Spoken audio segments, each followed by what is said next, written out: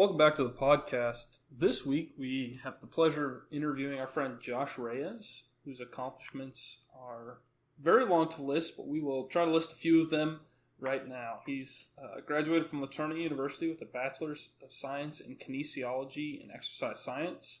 He is currently working at Dallas Baptist University in Dallas, Texas as an athletic performance coach and pursuing a graduate degree there. He was the president of I believe he's the school president, the university president, student body president while we graduated and the year after. And then his claim to fame right now is he can front squat 365 pounds. It's a pound for every day of the year. Oh, wow. I like how you put that, was Cole. the goal. Yeah. A pound for every day of the year. That's nice. Welcome to the podcast, Josh. Yeah, Josh, thanks for coming on. Thanks, y'all. I'm happy to be here. Appreciate you having me. Yeah, I mean, we're happy to have anyone. Yeah, we really are. But we are especially happy to have Josh. As I was fumbling over my words, I was realizing, or I was wondering if I was correct. You were student body president for 2 years in a row, right? Our senior year and the year after? Yeah, our junior year and our senior year. Yeah. We were in the same class? We were in the same class. That's really bad to say, but that's okay. all right. You were an engineer. We were not in the same classes. We were in the same class. That's okay. That is true. Okay. Well, that's sweet. And then what are you studying right now? Because you are also studying at Dallas Baptist, right? I am. So I am right now in the process of receiving my Master's of Science in Kinesiology. Okay, sweet. Master Reyes. I like that. A little continued education. That's what MS I like to at the end of the name. You know? Yeah. I mean, that's what they preach, right? It's you're a lifelong learner. Always be learning. Always be furthering. Learner. Yeah. So 100%. That's It good. doesn't hurt that it's free education too. So. Oh, that is the best type of education right there, folks. Absolutely. Free education. Except for high school, that doesn't count. Not at all. Let's just be clear. At least not where you're from, Cole, right? Yeah, that's correct. Cole didn't. Did you know he didn't have to wear shoes where he went to school? That's hurtful, but somewhat true. What was I gonna say? Oh, I don't know. So, Josh, what we like to start with is kind of what got you where you're at today. Maybe starting around the high school time frame. What drew you to kinesiology, and then what drew you to LaTournette, maybe, and then we can kind of move on from there. Yeah, for sure. Well, in terms of kinesiology, in terms of what I'm doing right now, there's two answers that I could give to that. One would be a little less serious, and it would go all the way back to my young lad days when I was about 7 or 8 years old. I had just gone to my annual checkup to the pediatrician. Everything looked normal. I was about first percentile in height and about 90th percentile in weight. And my pediatrician, Dr. Bourne, he told me, "Hey, Josh, maybe we could cut back a little bit on the apple juice, if you know what I mean, nudge, nudge." And so, like the rational 7-year-old boy I took that to mean that I was morbidly obese and I was going to die in about 2 weeks. So, like every rational 7-year-old boy, as soon as I got home, I ran to my room and started doing jumping jacks as I wept. Just bitterly. Oh, wow. And, just kind of created a puddle on the ground in my tears. That doctor should not be a pediatrician. That was the start. That was the start of my strength and conditioning career. But now, more on a more serious note, I went to a real small private Christian high school. They were decent at athletics, but the emphasis was absolutely placed on the academic side of things. And because of that, there really wasn't a program that was directly designed to develop athletes.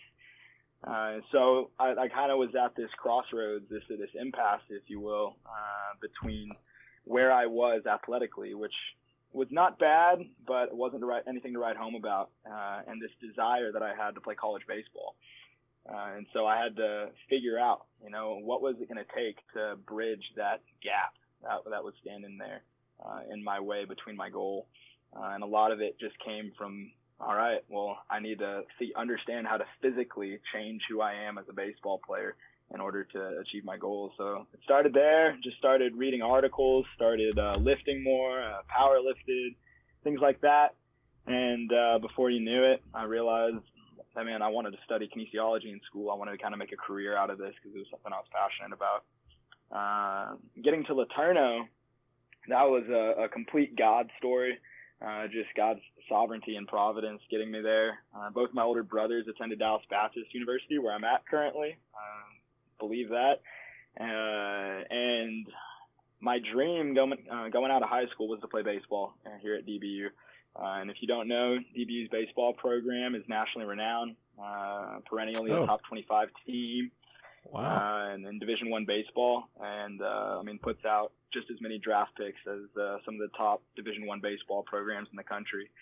And so with all of that, and given where I was in terms of skill and athletic development, I was not going to be playing baseball at Dallas Baptist University. And so that was kind of my dream, but more realistically, I was looking at some smaller schools, some smaller programs, maybe Division II, Division III, junior college, NAIA, things like that. And one summer, the summer between my senior year of high school when I graduated and my freshman year at Laterno, I was playing a summer baseball tournament and was in the Grand Prairie here in the Dallas area. And our assistant coach at the time, Coach Paul Bucher, he was at that game watching, trying to do some recruiting. And for some reason, he saw me playing, and I'm dead serious. This is an exaggeration. I was 0 for 0 that game because I got hit. I got hit by a pitch, all 4 at-bats. Yet somehow he liked what he saw from that and decided to talk to me after the game, and found out I was a good student, good kid, and liked the way I played, liked the way I hustled, and got me onto campus, and I just kind of felt a peace about it. It was pretty surreal. Came to campus in the middle of the summer when nobody was there. Had no idea what the sense of life on campus was like, but just felt like it was where I was meant to be. And so I was like, sign me up, let's do it. Oh, well, that's pretty sweet. That's a pretty awesome story. 100%. I kind of want to jump back a little bit to where. So when you were in high school, were you doing competition weightlifting, powerlifting at all? Yeah. So my freshman and sophomore year, I competed. Okay. I was much smaller back then. Competed in the 123 weight class. Okay. Wasn't very much good, smaller. But I gave it my best shot. That's for sure. I'm thankful for it though. Okay. I also want to ask, at your smaller school, did you have a guidance counselor? Did you feel like you received guidance from your high school, or more from your parents kind of pushing you towards a certain career path, or do you felt like you kind of found the career path you wanted to go to on your own? I really do think it was mostly on my own. A lot of students from my high school, kind of the cool thing to do, if you will, was to go to Texas A&M and get a petroleum engineering degree. And so, given the fact I'm from Midland, Texas originally, and everybody's in oil and gas, especially their parents, I kind of strayed away from the norm there. And so, it was kind of a process of self-discovery and just realizing, like, I wanted to do what I was passionate about and what I loved, not necessarily what got me the greatest paycheck. Yeah, that's great. I think that's the smarter way to do it, honestly, because if you love something, it's a lot more fun, and then you have a lot better chance of making a better paycheck if you enjoy something. Sure. And you're able to work a lot harder at it than if you're just freaking miserable. And absolutely. Don't waste a bunch of money on college and then have to switch jobs once you graduate. Yeah, less than ideal, 100%. So I guess, tell us a little bit about Laterno kinesiology, exercise science, and then also balancing that while you were playing baseball. Yeah. So obviously, Laterno is not known for its kinesiology programs. It's known for our stellar engineering programs in aviation. And there's student body president Josh coming out again. But man, it it was a unique experience being in the kinesiology department at LeTourneau, mostly because the program is geared towards the physical therapy, occupational therapy route. And so there are not specific courses that are designed to further you in an aspiration to pursue the field like I'm pursuing. That's not to say that it wasn't beneficial in any sense, because there are two primary professors that teach in the program, and they are both extremely passionate about catering the program to the specific needs of the students.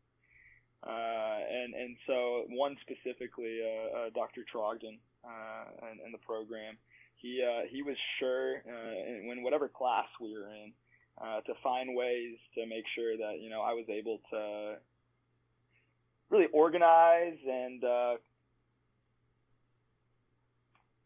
accomplish my projects and things like that in a way that would actually serve me, and not just cater to and tend towards the physical therapy route. So I was thankful for that, but it's a small program, and because of that, there's not a lot of resources. If I were to go a couple hours north from my hometown and have gone to Texas Tech, massive kinesiology program there, and pretty renowned. They have all the resources, all the labs, everything that you need to really make sure that you're getting the best possible education, and having everything right there at your fingertips. And so it was really trying to make the best of whatever whatever card I was dealt, essentially, given that fact. So yeah, does that kind of answer that?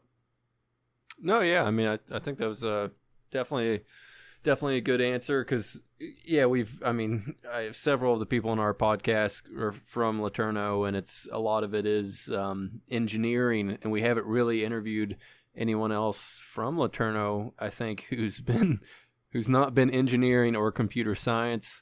We're looking to interview someone for nursing coming here soon, but I was trying to get a different perspective of what it is like in the other programs that LeTourneau offers. Yeah. I mean, it's definitely unique, because that's not where LeTourneau is investing their resources. I mean, the kinesiology program is never going to profit LeTourneau in a tangible way, in a felt way. And so it really just requires the faculty there to find a way to actually benefit the students that somehow end up at LeTourneau University to study kinesiology. I think Trogdon was really good at that. He was super chill. He's my we had to, as engineers, we had to take one exercise course where they made us run on a treadmill and be like, hey, if you sit at a desk all the time, you're gonna die.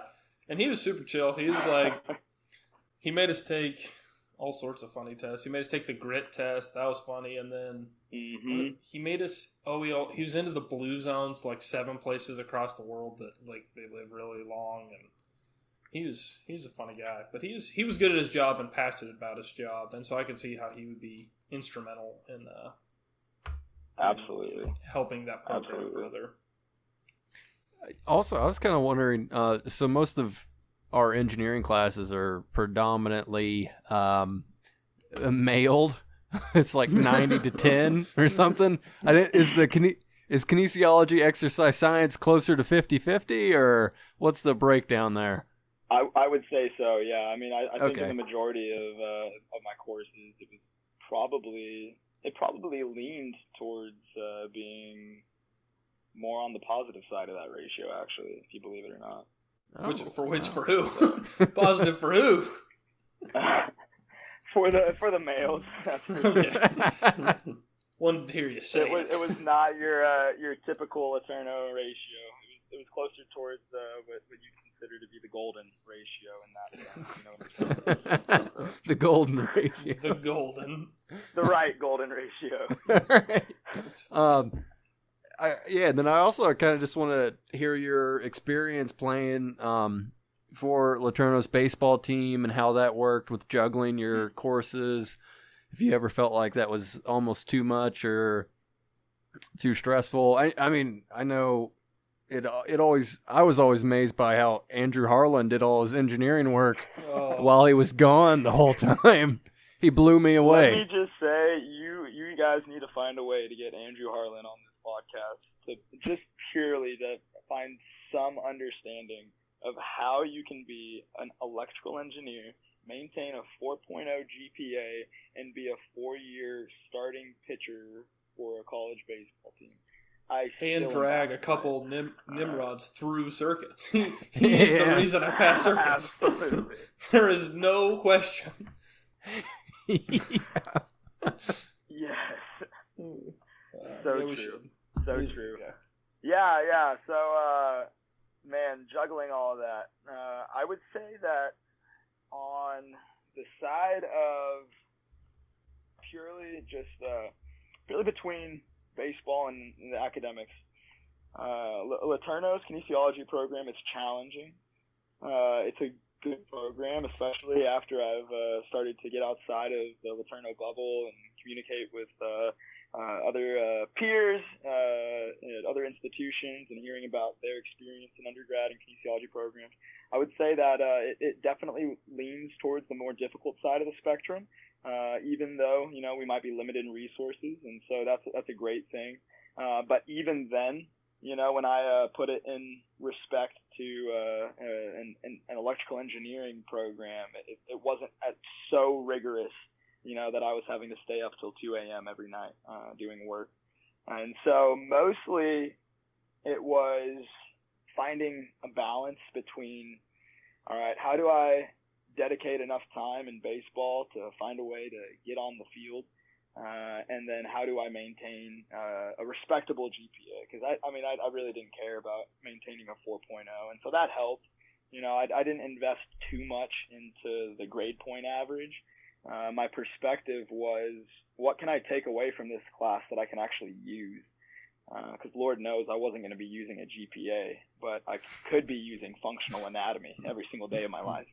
And so that was the message, that I tried to preach to so many of our students, and it fell on ears that were slightly deaf at times. But hey, I tried to do what I could. But yeah, some of those engineers are hard to talk to. It's hard to break into that mindset. It is. Cole and I we really didn't have that problem. No. I mean, like, you were like, hey, you don't need to try quite as hard in your classes. And I was like, Josh, you are right. I think he is the president. I need to listen to him. No, when I thought you were in a class before us, like the one below us, I think it's because I legitimately was so checked out senior year, I was just gone. It's like, oh, Josh, junior year, I was engaged. It's like, Josh will be president next year. And then senior year didn't happen. And so, like, as far as I was concerned, I was gone. I was just somewhere else. That's hilarious. Oh, that's goodness. And then so Josh and I, we had anatomy 1 and 2 together, and it always made me laugh how it seemed like the nursing students in the class always had so much trouble with the anatomy, and for my engineering course, it was like, oh, I'm going to anatomy. I can sleep through this class, and then it's time for break. Yeah. Yeah. I'll be honest. I mean, that comes more naturally to me, obviously, than a general chemistry, and so those classes, I did not study much for our anatomy test, Jake. Yeah. Yet I did all right. I made it out of it, flying colors, honestly. So yeah, I never really understood all the stress that came for a lot of people in there, but I'll chalk that up to God's grace and helping me have a decent memory. So. Gotcha. Yeah. Hey, so tell us. I guess while you were at Laterno, during summer breaks, anything like that, did you ever have any internships, or I don't know if they would ever call them a co-op, but like maybe training in a clinical setting at all that you ever did during the summer to try to get experience? Yes. So informally, in some way, at least less formal than what would be traditional for people in my field. the summer between, I guess it was junior year and senior year, I spent some time working out with the University of Texas Permian Basin, their football team and their summer strength and conditioning work and their training and everything. So I got to work there, helping out, train some Division II football players, get some experience that way. My high school didn't have any football. Obviously, LeTourneau didn't have any football, and so that was a new environment. It definitely takes a different shape than a lot of what you would consider to be Olympic strength and conditioning, which would just be considered pretty much all of your team sports and individual sports, excluding football. So that was a growing experience. Then actually during the spring semester of senior year, I kind of took some initiative and developed, in some sense of the word, strength and conditioning program for LeTourneau. And so I actually started training the softball team, the women's soccer team, the volleyball team, and both men's and women's golf. And so I would wake up just about every day and train those teams at 6 a.m., either 6 a.m. or about 6 p.m., depending on the team or the day. And that was probably the hardest time to balance everything, because I was balancing school, baseball, student body president, and coaching 4 different athletic teams. I was so I was struggling. I was on the track team, who was not coached by you. Unfortunately, I was hoping for some little Reyes coach action going on, but it was hard enough for me to go twice a week at 6 a.m. I couldn't imagine going nearly every day. I was like, oh, this sucks. Man, it was tough. Day. And if people thought I was lame going to bed at 10 o'clock in the dorms, man, going to bed at 8:30 was even lamer.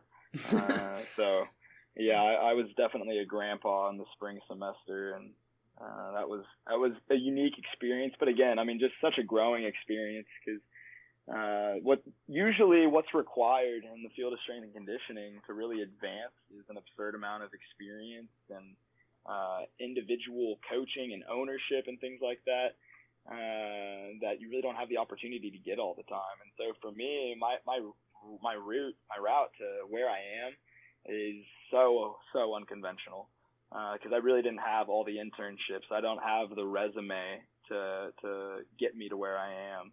And so having that experience at LeTourneau to basically build from scratch some sort of structured program that could help develop athletes while I was a student, really for not much other than course credit, was pretty huge and impactful for helping me grow and get to where I am now. So no, yeah, that's awesome. Did I guess was like, did you just go talk to them? Was like, hey, I would like to do this, and they were like, oh yeah, go for it, or how did that happen?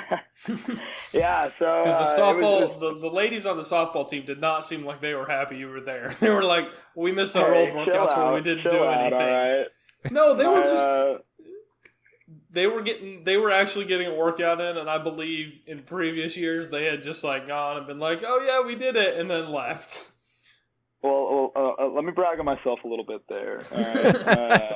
The softball team, in the time that I was able to work with them 3 days a week, during that period, they actually were leading the nation in home runs, and home runs and doubles. And so, okay. yeah, I'll just leave that there. You can draw some correlations and everything. I'll let you do that on your own.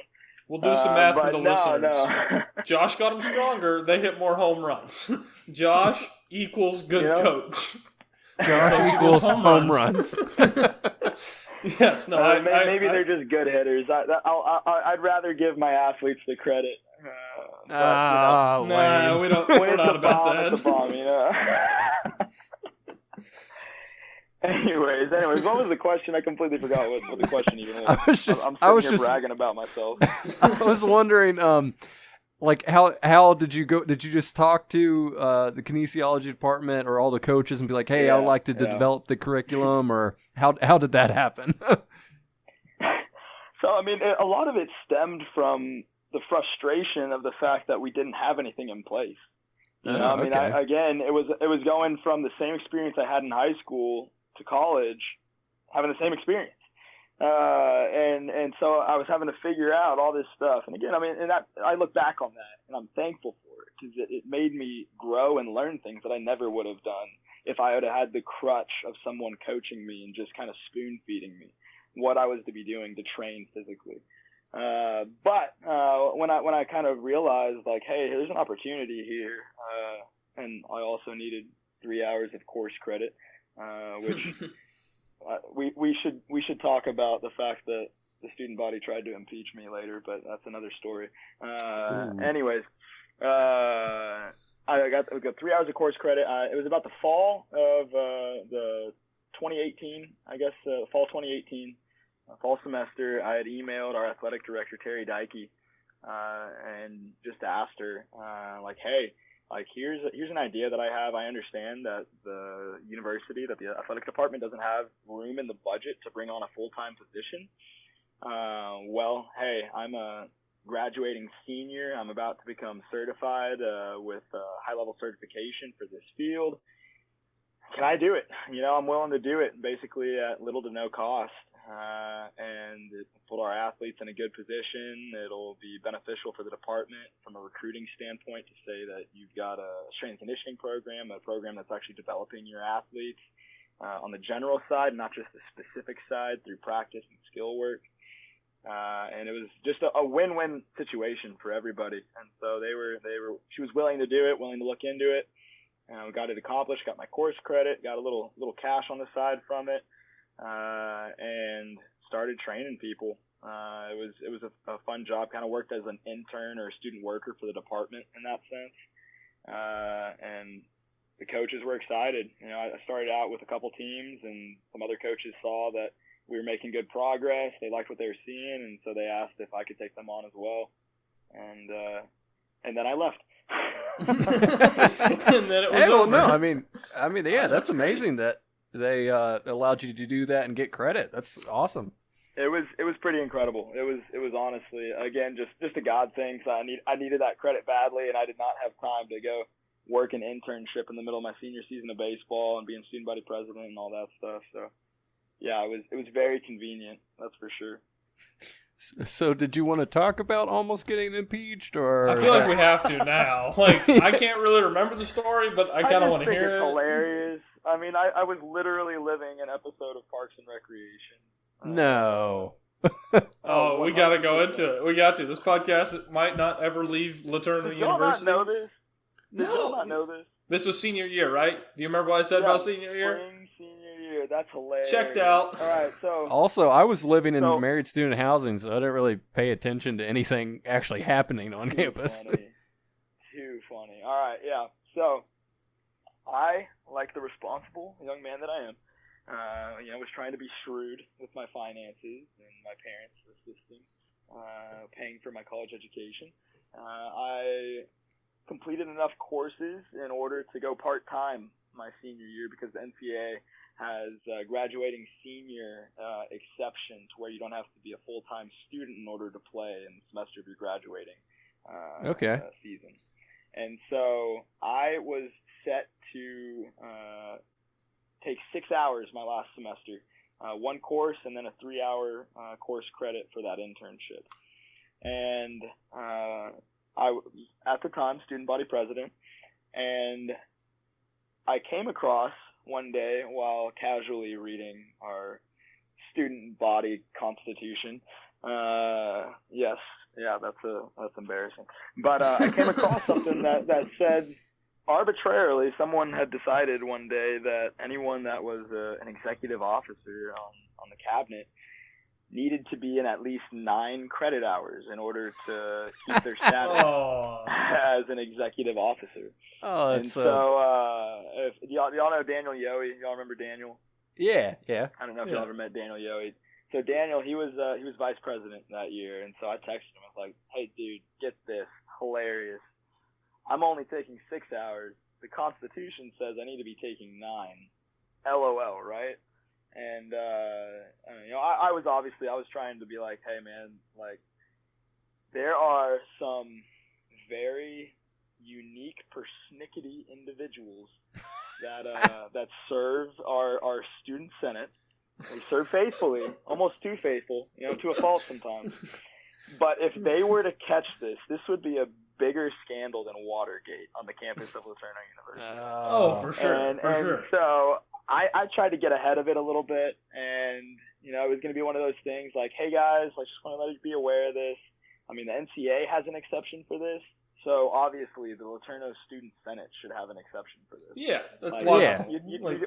You don't penalize a guy for getting his school done on time or right or early. And when you're thinking rationally and reasonably, you're like, wait, he has less school to do, so he has more time to be student body president. Yeah, especially like you said, graduating senior. Yeah. Yes, exactly. So people did not see it that way, and then there began to be some division in the student senate. There was like this crazy little coup that was trying to kick me out of office and trying to take a vote to the student body for impeachment. And good Lord, man! I remember one time I was on a road trip for baseball. I'm literally on the bus. We're going to a game one afternoon, and I get an email from a student senator who will remain nameless with a picture attachment to it, and the picture is of a flyer, and it's on the flyer is a picture of me wearing my suit, from one of the board meetings or something, and it says, "Don't impeach Josh." And so students literally, there were some people that made flyers defending me and like trashing the Senate. It was hilarious. Oh my and god! So, To be honest, I'm starting to remember this. When in hindsight, when I became president, my mother, bless her heart, she told me that I was basically the Donald Trump of LeTourneau University. And after that happened, I was like, oh my gosh, I literally am the Donald Trump of LeTourneau University. Hopefully, just a more sanctified version. Well, hopefully, wow. Yeah. So yeah, that was interesting. Thankfully, I didn't get impeached. It all came to fruition after a ridiculous amount of wasting time and energy. And it was insane. But I definitely remember that now because I can't remember who, but somebody said something to me about it, and I just remember like turning around, and I didn't like rip a strip off, but I was like, "Are you flipping kidding me? You're gonna impeach Josh? Like, I've been here 4 years. He's been the most active student body president we've had yet, and you're mad he's taking less classes? Like, the guy's involved in LeTourneau. It's not like he's checked out like I am, laid into." I was like, "Hey, this is bullcrap." And that was the only. I remember that though. And then I think I saw the flyer too that said, "Don't impeach Trump," or not. Don't impeach Josh, not Trump. Sorry. That was pretty hilarious. Pretty hilarious. That made my day, honestly. I can't say how happy that made me. I don't know. I must have just been out of this. I don't feel like I remember any of this happening, but that's insanity. That's just insanity. But it sounds like something that could happen at LeTourneau in student body president 100%. And 100%. Senate and yeah. Oh my word. I was sitting in Steve Collins' office one day, the dean of students, and he was just sitting there. He looked at me and he said, "I'm dumbfounded. You're the first person in the history of this school to be student body president twice. You're also the first person in the history of this school to almost be impeached or to be in the process of impeachment for student body president." He was like, I don't understand. And I was like, man, this is incredible. I literally am living a Parks and Rec episode. So, that's such a good way to describe it. Yeah, 100%. Anyways, that's aside from the point. Nobody wants to talk about that. Just probably more interesting, honestly. quick little side note. So moving on to your kind of your graduate work, what was the decision making process for that? Were you always trying to pursue a master's degree, and you thought that like being a coach would be a really good way to get that free education, or were you wanting to work and get some experience, and then the graduate degree was kind of the cherry on top? Yeah. So again, tradition would dictate that if you desire to be a collegiate strength and conditioning coach, you find somewhere to be a graduate assistant. And for 99% of those opportunities to be a graduate assistant, your primary compensation will be your education. And so it's kind of hand in hand. They kind of go along with each other. I will say that for the majority of graduate assistants in this field, the primary learning experience is the experience of coaching itself.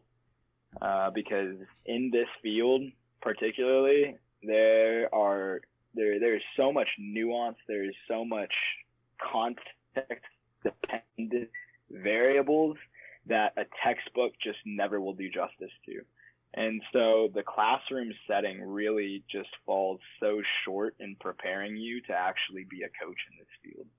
And so that's where, the master's degree, obviously it is a cherry on top, in a big sense. But it's really, negligible in a lot of ways compared to the learning that you experience in having to take ownership of a team. I mean, right now, I oversee the physical training and preparation of about 80 athletes in our department. And specifically, our men's soccer team. I train those guys 5 days a week, 6 days a week sometimes. I oversee all of their strength training, all their power training, agility, conditioning. And I take it upon myself. It's my responsibility to find a way to help them perform at a high level, but so much more help them to be healthy, to create a sustainable body and circumstance environment to allow them to actually play their sport. Because, man, it's hard to win when you can't even play on the field. So, hey Josh, could you walk us through one of your training programs? And then also, do you get into nutrition at all? Like when you're talking healthy body, or do you kind of stay away from nutrition? Yeah. So one of my programs again, I'll just give a little more context. So I oversee technically 5 teams. I work with 6 teams on campus. I work with men's soccer, women's track and field, women's tennis, ice hockey. Yes, South University does have an ice hockey team. It's a club sport. They're wonderful guys. One of my favorite teams to work with. And then I also work with a dance team. Lovely ladies, so graceful, so full of grace, things that God did not gift me with. But I'll talk a little bit about our soccer team. And so soccer is such a unique sport because it's built upon a player's work capacity, essentially.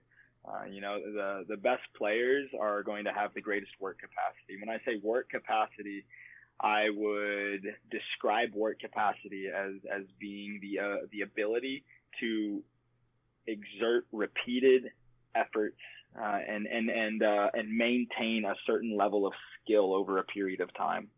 And so, you look at some of the best soccer players in the world, they're athletes that are able to do things in the first minute of the game and do them the same way in the 90th minute.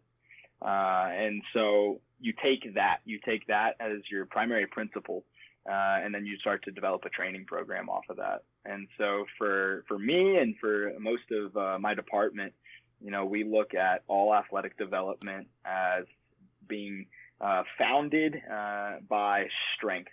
Strength would be the athletic quality that would be the most foundational to all other qualities.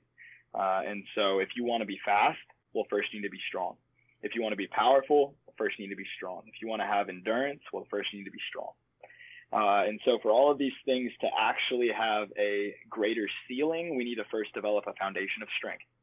And so with that, that's really where I hammer home in the weight room, because the weight room is as general as we can get.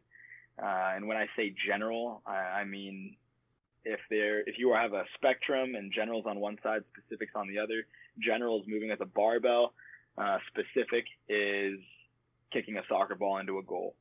And so they are extremely distant from each other, but the general undergirds the specific and allows the specific to really have a greater potential. And so the way that we would describe it, the visual example that we would use is a pyramid. And if strength is my bottom layer, is the first layer of my pyramid, and I make that as wide as I can, and the top of my pyramid is my skill, well then the wider my base, the higher the tip of my pyramid.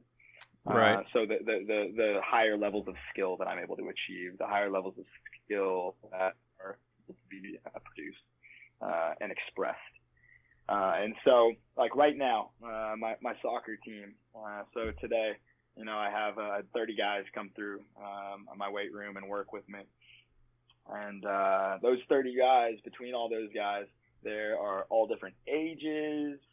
There's different training ages, which a training age would just be descriptive of how long someone has actually been exercising, been training with a barbell, been moving resistance. So there's different training ages, there's different injury histories, there's different positions, all these different things. There's so much nuance. And so because of that, I actually have 3 different programs that these guys are on. And so I have one program, which I would call like my tier 1 program, which really consists of my freshman guys, my younger guys that really haven't had much training. They're just coming in out of their high school seasons and their time spent playing there.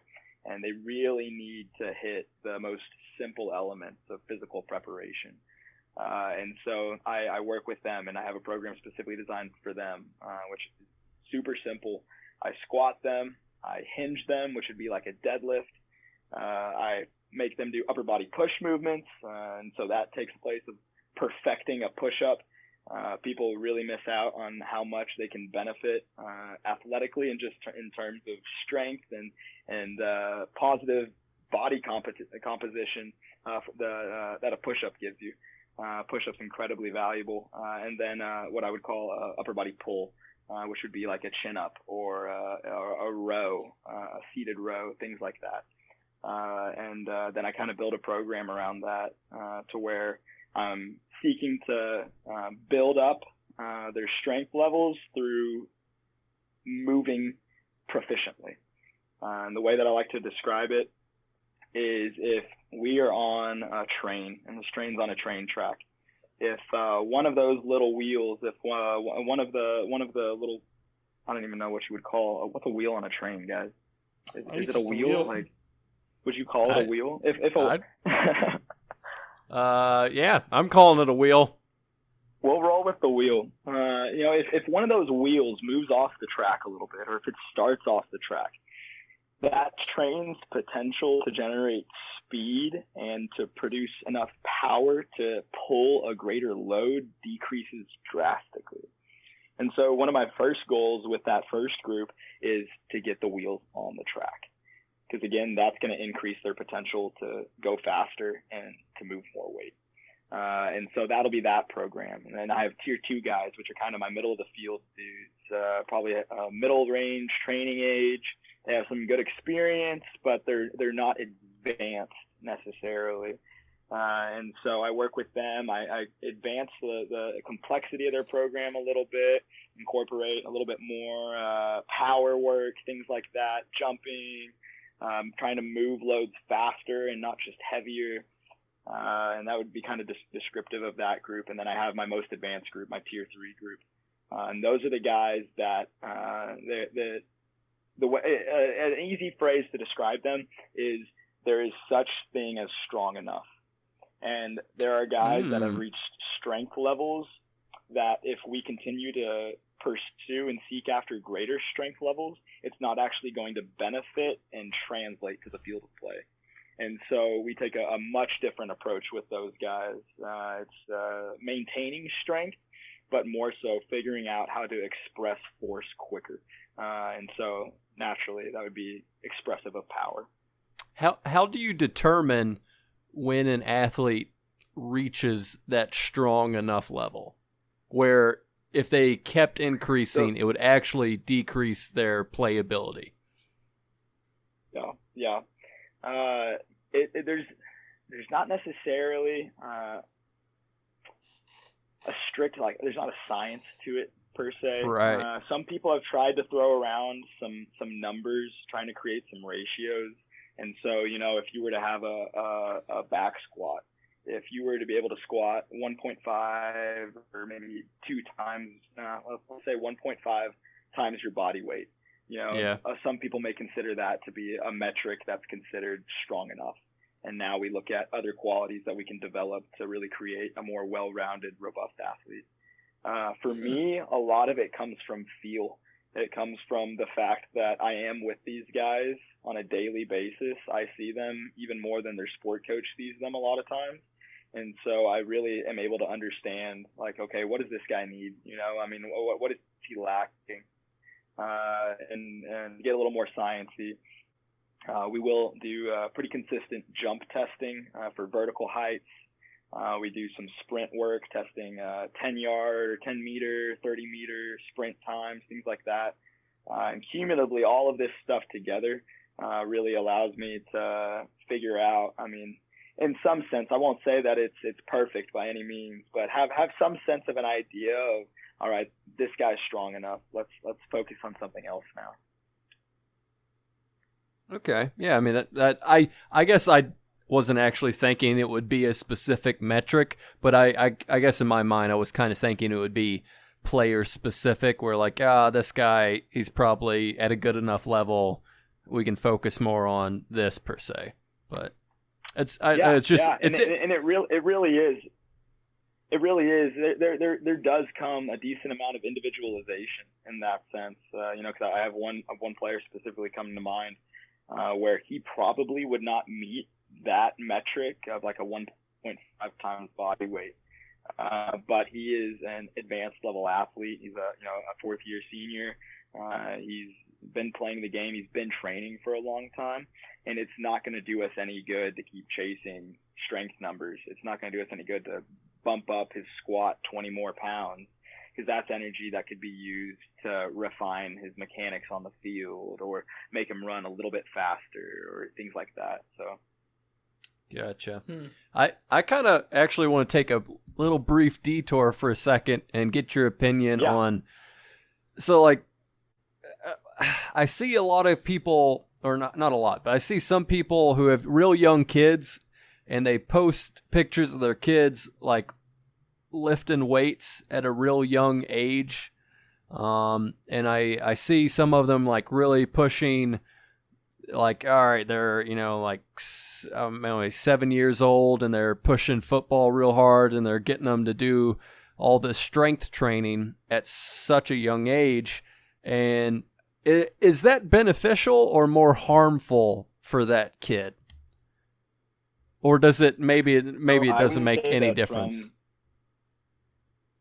No, that's a great question. And I'm also realizing I didn't answer your nutrition question at all, so I'll answer that later, but I totally forgot about that one. I shouldn't have brought it up, but no, I'm sorry. With a young athlete or a young individual, I would say that the most harm that can be done is from a psychological standpoint. Okay. My understanding at this point is that resistance training really will not stunt growth. It's not going to cause any harmful defects in the body or, negatively impact the natural growth and development of a child. What does make a difference is when that's forced. When there's pressure from a parent that you have to do this. And so much of the philosophy that I've encouraged people to take with their kids is, man, like, you want everything to be play. You want everything to be a game. You want them to do it all. Play every sport they can, do it as well as they can. And if you want to try to start lifting weights and stuff, like, just let them mess around. Go to a jungle gym, get them on a playground, and swing on the monkey bars. See how long they can hang on things. Just keep it fun, keep it relaxed, and that's really the way that you can develop a child well and create healthy habits. The other thing that I encourage is a lot of videos like that, especially the ones that I see, come from people and coaches who their children really are just mirroring or shadowing their parents. And so, if you have your kid with you in the gym every single day and he sees dad squatting or, doing an Olympic lift, snatching, going overhead, stuff like that, naturally, a child follows in their parents' footsteps. Right. He wants to be like dad. And so that would be, that's a more healthy way to do those things. You want your kid to lift weights, and then bring them around you while you're lifting weights. Don't force them into anything. But from a physiological standpoint, I really don't see at this point a huge negative effect on the body and its systems. So, okay, I was just wondering, but that's good to know. Back to Josh Rhea's nutrition program. Is this nothing but protein powder, creatine? Yeah, creatine, pre-workout, caffeine pills. If we can't get the pre-workout, what do we got? Nothing but half and half, heavy whipping cream. So funny. I've done that. All right, so nutrition is a delicate topic. I will say that I am not a registered dietitian. Okay. And so with nutrition, I can prescribe principles, I can give advice, things like that, but I'm not able to legally prescribe meal plans. And so that would be the discrepancy there. That doesn't mean that I'm limited on my knowledge of nutrition or anything like that. Well, I will say, I'm not a professional, I'm not an expert by any means, but I do have a good general base. And I use that quite a bit. I talk with my athletes about nutrition all the time because it's kind of the X factor. There's a coach that I really respect that refers to it as that. And so, with nutrition, man, it's hilarious. Like you're bringing up protein powder and stuff. I'm sitting here at my desk and I've got giant 10-pound bag of protein sitting to my left, right next to my face. I've got a bottle of joint oil to my right. Oh yeah, my creatine a little bit. You got the right. And the CBD oil right next to that. What do we? I'm not gonna lie, I have my CBD oil right next to my bed. Yes. You're saying Dallas Baptist allows CBD oil? Is that not of the devil? It's non-THC. It's non-THC. All right. So it's a positive, healthy supplement. All right. Right next to your Himalayan salt lamp. Getting those positive ions. I'm not quite there. I also have delved into essential oils, and so I'm happy to say that. But with nutrition, I joke around about these supplements and everything. I do take a lot of supplements at the moment purely because I am a broke graduate assistant that's just trying to make it by and do what I can to help some athletes out. That being said, if I had all the money in the world, I would have a different diet than I do right now. I take a pretty simple approach to diet and nutrition. Generally speaking, man, I want to eat whole foods that grow from the ground, that grow from trees, that are produced naturally by the earth, and I want to eat foods that I can kill. Just to put it simply, if it was walking or if it was growing, those are things that I want to really be consuming. Recently, I have cut out a lot of dairy from my diet. I think that's helped me a lot because I do believe that almost every human being has some sort of lactose intolerance. But I've just felt better. I kind of supplemented that with almond milk. And I won't go on any spiel about dairy or anything or that it causes cancer because I don't believe that. I think there's a place for it. But so Josh, this talking about this kind of brings up lately. There's been a lot of new documentaries being pushed on vegan athletes, vegan. I saw one on specifically vegan weightlifters. And I kind of want to pick your brain on that movement, or do you think it's just, do you think it's hocus pocus, or it's body specific, or really everyone should just be balance is good no matter what, or you an all meat man? I have read some articles on nothing but beef. So nothing but beef. Yeah. So Hashtag Jordan Peterson.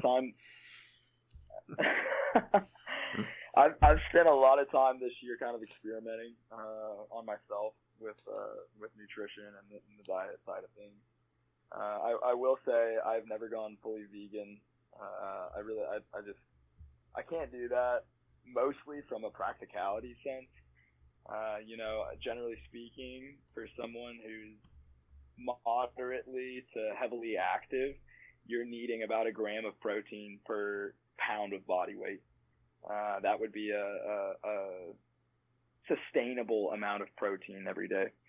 And to get that purely from plant-based sources would just add so much complexity to my day in terms of meal prepping and things like that. I mean, I'm going to go home here and eat a frozen chicken breast, a couple salmon fillets, and call it good. Like that helps me get my protein in. That's easy. That's convenient. So I don't have to worry about beans. I hate beans. I don't worry about all these other alternative sources of protein. That being said, like if somebody does want to put in the energy and the time into being a practicing vegan, like good for them.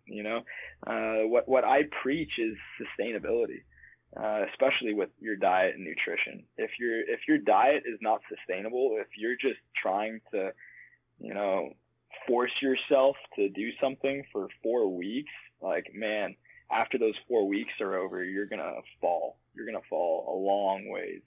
And so if you can find a diet that's sustainable, that's primarily whole food based, and that allows you to feel good and do the things that you enjoy, like go for it. Like good for you. Like that's what we should be doing, whether that involves meat or not. I will say that during the peak of the shelter in place, I was eating quite a bit of red meat because I put on about 15 pounds of weight during that time, trying to see how much muscle mass I could put on because all I had to do was work out. So wow. It was wow.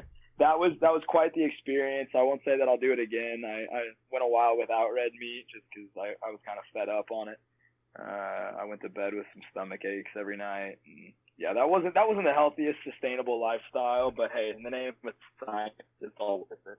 So. That's awesome. So then, I guess we should probably get into some of the details of your job. So you train people. Are you in charge of do you have any paperwork stuff, or do you just get to show up, go to the gym, kind of help these teams around, go to maybe some afternoon practices, go back to the gym in the evening, and then call it a day? Or are you do you have to do reports and kind of track what people are doing? I don't know. Man, it is.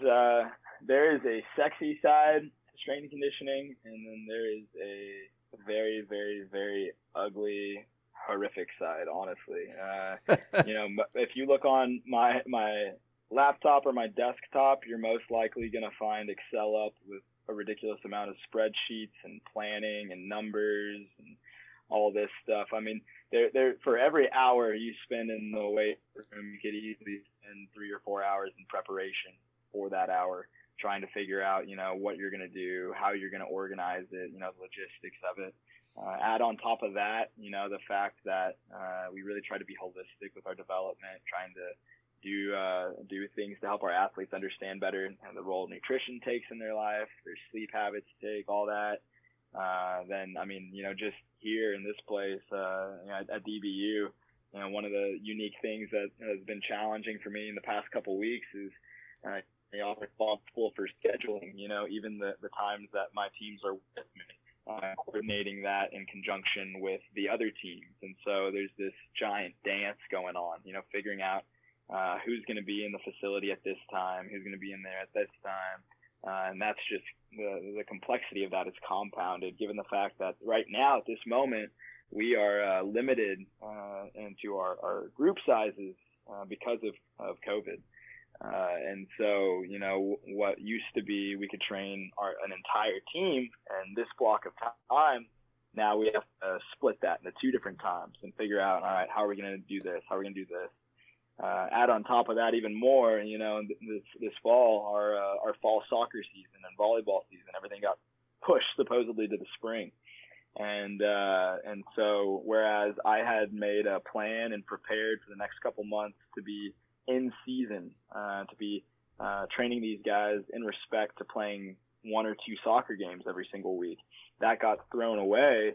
And then I had to come up with another plan for the next few months. That's basically an off-season program, and keeping flexible with that. And so again, there's so much nuance. There's so many moving pieces to it. Heck, today, I spent 4 hours of my day putting together some new equipment that we just got in.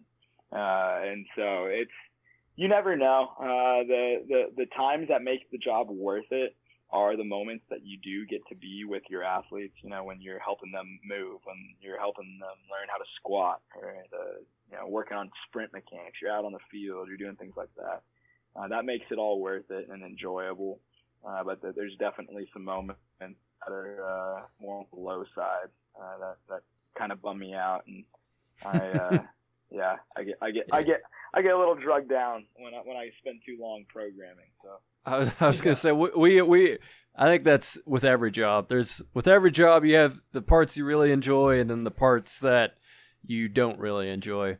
But it was that you dread. It was interesting to listening to you talking about how COVID has affected, the smaller group setting, and I bet that's just a pain from training the whole team to now, we're training a quarter of the team at a time. I felt like that would probably really mess things up. Oh man, especially when, yesterday I'm out on the soccer field in 100-degree heat, and whereas I used to be able to do that in an hour with one group, I was out there for about 3 hours instead. Felt like I was about to die of heat stroke, but hey, I love these kids. It's worth it. It's worth it. All right. Well, I guess Josh, that kind of brings me to, so like after you finish this program, finish your master's degree, what do you?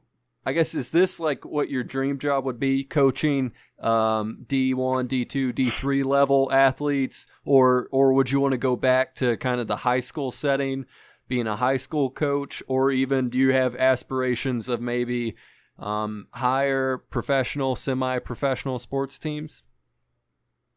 Yeah. So that's a great question. If you would have asked me that 4 years ago, I would have said, man, I want to be the best strength and conditioning coach in the nation at the highest level, working with the top baseball program in the nation. Okay. And if you asked me that question today, that would not be my answer. Okay. At all. For one, on one side of things, something that I'm learning is that to excel in this field, to be someone who is renowned, who's well respected, who is able to work their way up to a position like that, it really requires some of the greatest sacrifice that you could imagine. And in my opinion, pretty much giving yourself wholly to this job. Gotcha. Because there's never really, to accomplish that, you're never working 9 to 5. There's never a clock out. Right. There's always something that you can be learning. There's always some way to be growing and getting better. You spend all day in the gym working with teams on the field, and then you go home and you open up your books and you look up research and you program more. You find new ways to innovate and to train your athletes. And man, as I get older, I'm just like, that's really not what I'm looking for. I don't want to be the best at the cost that it takes to be the best. And that's not to say that I don't have high aspirations. It's just to say that I have unique priorities and respect to many who are in the field. No, yeah, I would say that it's largely. Go ahead. I was just going to say, I think that's something that everyone does in their career at some point, kind of a risk versus reward ratio. Like, I could pursue this, but it's going to be at the expense of time with my family. And what do I value more? And and that definitely doesn't mean you don't have high aspirations. It's just your priorities can be different. Yeah. 100%, 100%. And again, I mean, there's just such a unique dynamic to it. The field is largely, it's secular based, obviously, just like a lot of fields. But even more so, given the fact that it takes place in the university setting. Unless you're at a private Christian institution, the primary aim is not to glorify God and enjoy Him forever. Right. It's purely to produce champions. And so that's one of the coolest opportunities that I have right now, is that I have the opportunity to take a captive audience and point them to Christ. I'm not just trying to develop better athletes. I'm trying to develop stronger believers. I'm trying to develop strong men that pursue the Lord and then love their family well. And so, the thing that I like to say is, in respect to strength and conditioning, I don't want to stand before God at the end of time and all I have to show for the opportunity that He gave me to be a coach at Dallas Baptist University is a better vertical jump. Right. I would have wasted my time. I want to be able to present to Him, holy and blameless and above reproach, like Paul talks about in Colossians. These athletes who grew athletically, but so much more. They grew spiritually. They grew in their maturity. They grew in their love for Jesus. And so that's where the balance and the priorities comes from. I enjoy this field. I enjoy what I'm doing. But man, I don't want to gain everything and forfeit my soul. That's not a cost that I'm willing to give. And so with that, I don't know what it'll look like. I'll be leaving here from DBU because this is the transient position. I'll be leaving in May when I graduate. And so, we'll see what doors God opens up. I could see myself staying in the realm of college athletics. I could see myself going into the high school field. There's a lot of opportunity there right now. It's growing rapidly. The dynamic with the college setting is that it's super saturated, and the people that occupy the positions right now really aren't going anywhere. It's not a aged field necessarily. It's still very young. And so, if you've got a 30 to 40-year-old director of athletic performance or strength and conditioning at a university, he could potentially be in that position for the next 20 years, having extreme job security. Mm-hmm. And so it's not like there's just jobs opening up left and right. And with the circumstances of the pandemic, jobs are actually being taken away as budgets are being restricted, because the first thing to go is not the sport itself, it's the training of the sport. And so, we'll see what the climate is like in May. I could see myself maybe delving into tactical strength and conditioning. I don't know if you guys knew this, but I had spent some time looking into the Marines, and I had even attended Marine Corps officer candidate school after freshman year. I didn't know that. Shut that door, but that's probably another podcast, guys. But Oh. I don't want to talk for 3 hours. So. Well, as we wrap up here, we'd like to ask our guests if they feel like there's something that no one told them, like the Tyler podcast is what no one told us, and so we'd like to get our interviewees' experience in that. And so, is there something you wish you would have known in high school or college that maybe could have saved you a little pain on the route to where you're at now? Man, practically speaking, you don't need the degree that I got to be in this field. That's probably my greatest regret, if you want to call it that, is that I didn't generalize my formal education. With not to say that I'm not a competent individual and that I could excel in other fields, but kinesiology is in some sense pretty specific, and you don't need that to excel. There are incredible coaches who work at both in the university setting and in the private setting, who were business management, business marketing, engineering, all these different things. And like I said, the classroom setting was not where I grew the most and learned the most. It was learning to fly on my own. And so I wish someone would have told me that you don't need the formal education in order to get where you want to go. You really just need the grit and the determination to learn on your own, to take advantage of the resources available to you through the internet, through libraries, through the bookstore. That would have been huge. And again, it's not something that I'm glad that God orchestrated my life the way he did, because I wouldn't have gone to Laterno most likely had it. You would have never met us. That's That's up there, man. But Lord knows, I don't think I would have ended up at Laterno, if I was, just wanting to get a business degree or, just something random. Right. The science aspect of Laterno drew me, and so I'm thankful for that. But I also look back and wish I would have had someone in my ear telling me, like, hey, Josh, kinesiology is a great field. There's a lot of opportunity in it. But man, if you get out of school, you're a year or two out of school and you realize, hey, you want to go into the business world, you want to go into law enforcement, you want to do X, Y, Z, fill in the blank. Like, let's get you something a little more general, that allows you to, again, taking that training principle, have a broader foundation so that you have a higher range of opportunities. So. I mean, I think that would be great advice for our listeners going into that specific field. Josh, I want to say I think this has been a great interview, and we're glad you took the time to come on. Yeah, thanks for joining us. Oh, dude, for sure. It's so cool to be on here with you guys and talking. I miss you, dude. No, we'll definitely have you on another podcast to go in more detail. We're Cole and I. We might be doing another podcast. I don't know what we're gonna call it yet. Random thoughts with Jake and Cole and yeah. Hey, you just let me know. You let me know a time and place, and I'll send you an email that doesn't block you guys. So. Yeah, all right.